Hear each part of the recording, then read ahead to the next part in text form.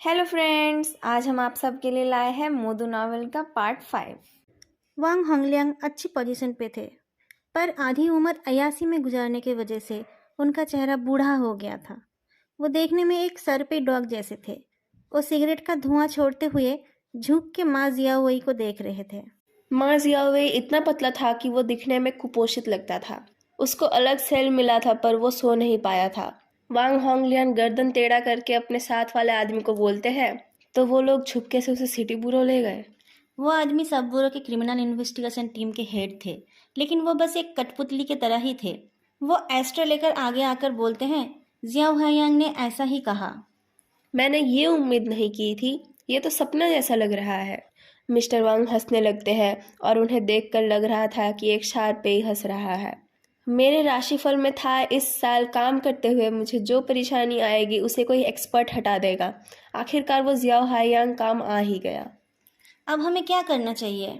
Luo वेंजो ने बहुत जल्दी हाथ मार दिया। मिस्टर वांग अपने बचे कुचे बालों में हाथ फैलाते हुए बोलते हैं, सिर्फ सिटी ब्यूरो के चीफ का भतीजा मेजर सस्पेक्ट है, इसलिए वो लोग पाताल से निकल कर आ गए। थोड़ी देर टहलकर वो फिर से बोलते हैं, चलो वो जो मर्जी करे। अगर लुओ वेंजो को डर नहीं है कि लोग कहेंगे वो लोग अपनी पावर का गलत इस्तेमाल कर रहे हैं तो मुझे क्या। ये केस अब और ज़्यादा कॉम्प्लिकेटेड हो गया। हम उनका पूरा साथ देंगे जब तक वो वेस्ट डिस्ट्रिक्ट छोड़ के किसी भी जगह पर इन्वेस्टिगेट करे। सब ब्यूरो के क्रिमिनल इन्वेस्टिगेशन टीम के हेड उनके तलवे चाटते हुए उनके तारीफ करते हैं। ताओरन थका हारा इंटरोगेशन रूम से निकल आता है। बचपन में झांग दोंगलाई बीमार पड़ा था। उसके बाद से उसका दिमाग कमजोर हो गया। ताओरन के जैसा शांत दिमाग आदमी का भी उससे बात करके दिमाग खराब हो गया था। लुओ वेंजो दरवाजे पर इंतजार कर रहा था। उसके हाथ में एक यूएसबी ड्राइव थी। कुछ पता चला? दोंगलाई ने कहा कि उसने शराब पी रखी थी। उसने देखा एक बेकार लड़का उसकी बहन को परेशान कर रहा था। उसको लगा वो कोई गुंडा था, इसलिए उसने उसको पीटा। उसे उसका चेहरा भी याद नहीं, पर उसका कहना है उसने उसे कोई फ़ोन नहीं दिया था। तावरान अपने नोज ब्रिज को दबाते हुए पूछता है, फेदू आया था? वो चला गया। वो छोकरा दिन ब दिन और बदतमीज होते जा रहा है। तुमने उसे बिगाड़ रखा है। तावरान को ये कंप्लेंट बहुत गलत लगी। लुओ वेंजो वो यूएसबी तावरान को फेंक कर देता है। इसे देखो, शायद कुछ काम का मिल जाए।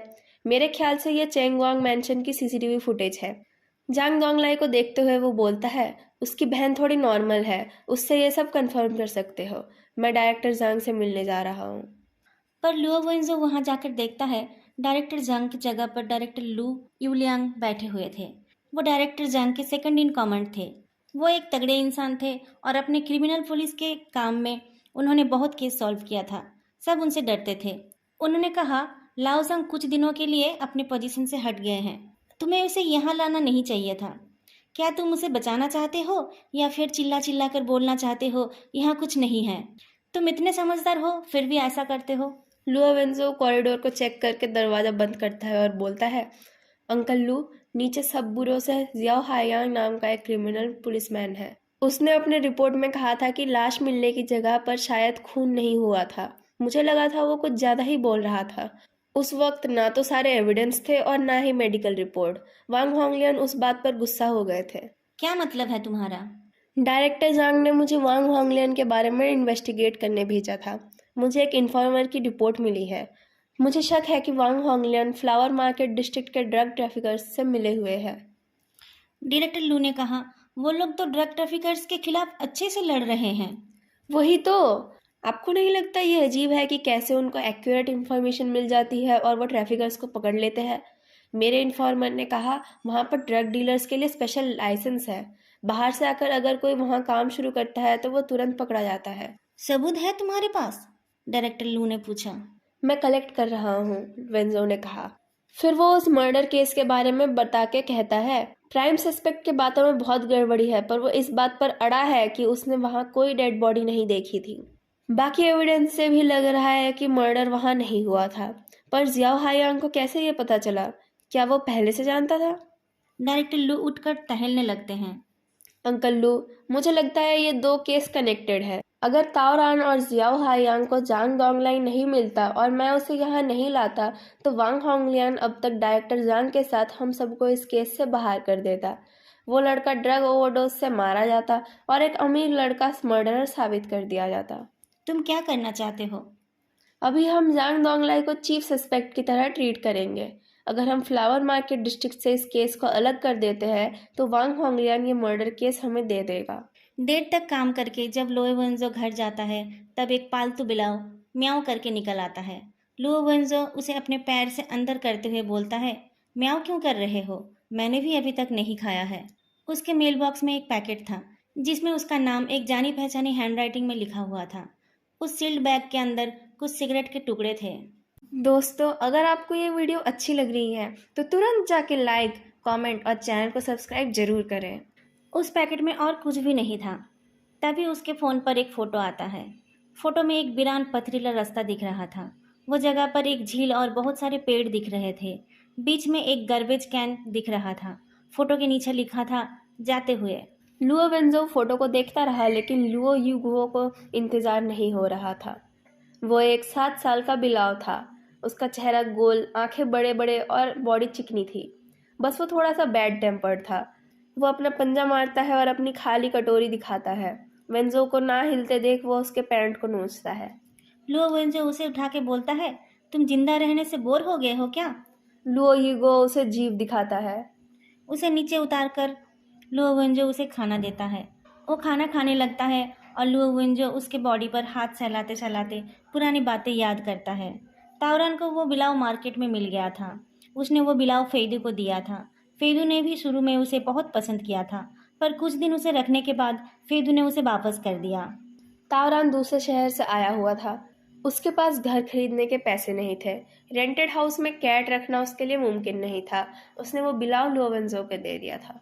लुओ वेंजो कुत्ता, बिल्ली और 16 साल से छोटे बच्चों से नफरत करता था।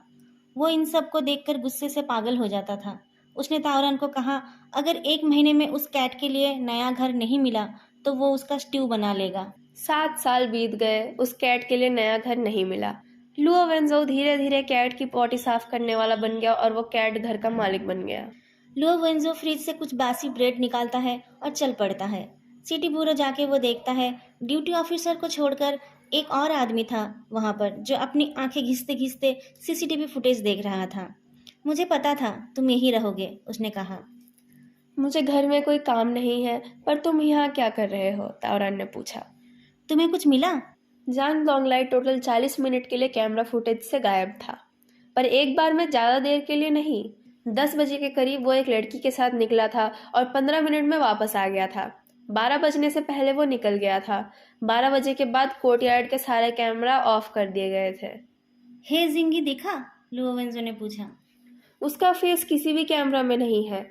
मैं एकदम बाहर के कुछ कैमरा फुटेज अभी चेक करने वाला हूँ। अगर वो कैमरा में नहीं है तो उसका मतलब वो जानबूझकर कैमरा से दूर रहा, लुओ वेंजो टहलते हुए कहता है।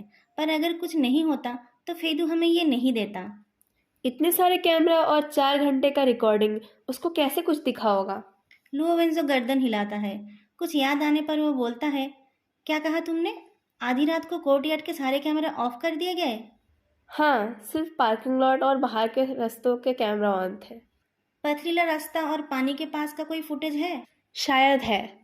करीब 8:50 पर एक आदमी आकर सिगरेट पीता हुआ दिखाई देता है। मुझे लगता है ये आदमी हो सकता है।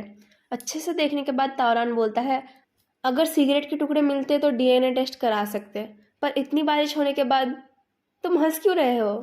सिगरेट के टुकड़े वाले बैग देते हुए वेंजो कहता है, इनको चेक करा लो। तुमको ये कहाँ मिले? लुओ वेंजो होठों पर उंगली रखकर बोलता है, श्श, एक गंदे लड़के ने ये भेजा है। तुम दोनों की लड़ाई खत्म हो गई? तावरान हैरान होकर पूछता है। और कुछ मिला क्या? लुओ वेंजो पूछता है। ये रोड या तो चेंगोंग मैंशन जाता है या तो पब्लिक एरिया में। वो चेंगोंग मैंशन की तरफ नहीं गया, वो एक बस स्टॉप की तरफ गया होगा। दोनों उस बस स्टॉप के पास वाले ट्रैफिक कंट्रोल के लिए रवाना हो जाते हैं। लुओ वेंजो कहता है, जो लीड हमें आज मिली है ये किसी के साथ शेयर मत करना। क्यों? ऐसे ही, तुम बस इस केस पर कंसंट्रेट करो, बाकी सब कुछ मैं देख लूंगा। जैंग डोंगलाई को कुछ दिन ऐसे ही रहने दो, ये एक्सपीरियंस उसके लिए अच्छा होगा। तावरान को लुओ वेंजो की बात थोड़ी अजीब लगी। वो गर्दन झुका के उसे देखने लगा।